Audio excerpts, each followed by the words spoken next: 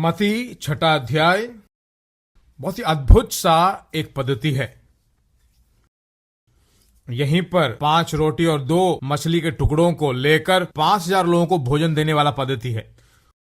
उसके बाद उसे टीच करता है।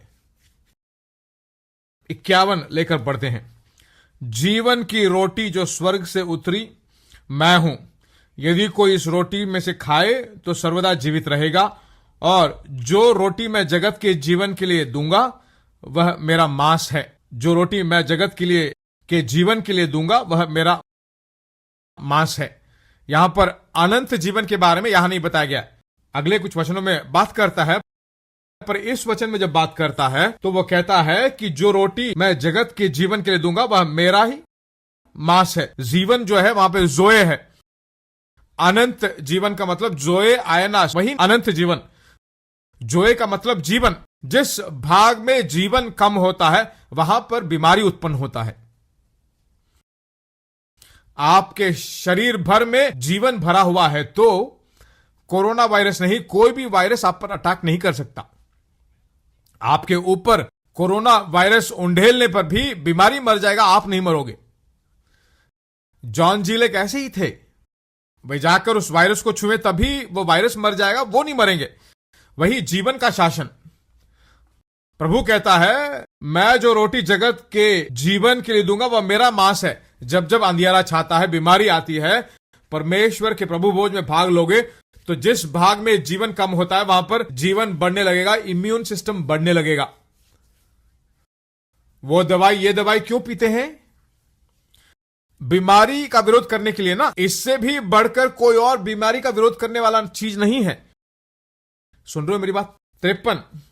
यीशु ने उनसे कहा मैं तुमसे सच सच कहता हूं कि जब तक तुम मनुष्य के पुत्र का मांस न खाओ और उसका लहू न पियो तो जीवन नहीं। मेरे मांस को जो खाता और लहू मेरा पीता है, अनंत जीवन उसी का है, और मैं उसे अंतिम दिन फिर जिला उठाऊंगा। 53वें वचन में जो मेरे मांस न खाओ, जो मेरे मांस को न खाएगा, वो कहा है ना। 54वें वचन में जो मेरा मांस खाता है कि नहीं। 56 में जो मेरा मांस खाता यहां है ना। 53वें वचन में जो मेरा मांस खाओ और 56 में जो मेरा मांस खाता है, ये दोनों अलग अलग शब्द हैं। हिंदी में खाता खाओ ऐसा है, पर 53 में कहा गया है जो मेरे मांस को न खाओ और उसका लहू न पियो तो जीवन नहीं। ये कम्युनियन नहीं है। 53 में जो कहा गया वो कम्युनियन नहीं है। यीशु मसीह ने सूली में क्या किया, उसकी मृत्यु के द्वारा क्या हुआ है? उस जीवन की रोटी वचन को खाने से जीवन उत्पन्न होता है। सुन रहे हो मेरी बात? सूली की मृत्यु में जो कुछ भी हुआ उस सच्चाई को सुनने से, लहू में क्या हुआ, शरीर में क्या हुआ, उस सच्चाई को सुनने से एक आत्मिक जिंदगी उत्पन्न होता है। वह जो है स्पिरिचुअली खाने के बराबर है। सुन रहे हो मेरी बात? चक्कर देखो प्रभु भला है, वो स्पिरिचुअली खाना है।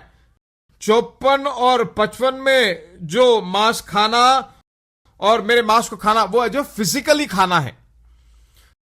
यीशु के मांस को क्या फिजिकली खा सकते? नहीं खा सकते, पर रोमन कैथोलिक में उसे भरोसा करते हैं। रोमन कैथोलिक में क्या विश्वास करते हैं? रोटी को लेकर मुंह में रखते ही वह यीशु का शरीर बन जाता है।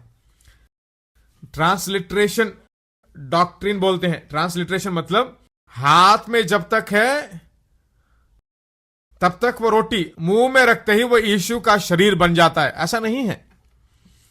सुन रहे हो मेरी बात? उसमें जो सच्चाई है वह जरूरी है। ये खाना जो है, ये खाना शब्द जो है ट्रोगो नामक शब्द से उत्पन्न होता है। उसे डालिए तो भाई।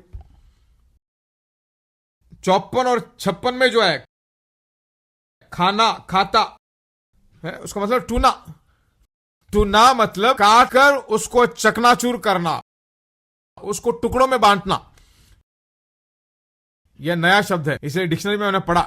टूना, टूना का मतलब उसको काट कर टुकड़ों में बदलना। क्रंच, क्रंच का मतलब उसको जो है क्रंच करना, चकनाचूर करना। च्यू रॉ वेजिटेबल्स और फ्रूट्स। रॉ वेजिटेबल्स को ऐसे ही आप निगल नहीं सकते। उसको क्या करना चाहिए? उसे काटना चाहिए। नट्स एंड आलमंड्स कहा गया है। नट्स एंड आलमंड का मतलब, आलमंड मालूम है ना?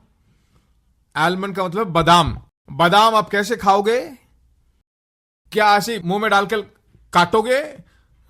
तो या फिर एक मूंगफली को, इसको मुंह में डालने से एक आवाज आता है ना उसको चबाते वक्त, वैसा खाना। यह किसके बारे में बताता है? यह प्रभु भोज के बारे में बताता है। 54 पढ़िए तो, जो मेरा मांस खाता और मेरे लहू पीता है, अनंत जीवन उसी का है। जितना मसीह के शरीर में, दाखरस में और रोटी में भाग लेते हो, एक आत्मिक जीवन आपके शरीर में उत्पन्न होता है। 56 पढ़िए। जो मेरा मांस खाता और मेरा लहू पीता है, वह मुझ में स्थिर बना रहता है और मैं उसमें। मेरे मांस को ऐसे खाने वाला जो चक्कर चबाकर खाता है, वह मुझ में स्थिर रहता है और मैं उसमें स्थिर हूं। यीशु ने कहा, कहता है कि मुझ में बने रहो। जैसे दाख की बारी में जो है डालियों में बना रहता है, वैसे ही आप भी कैसे?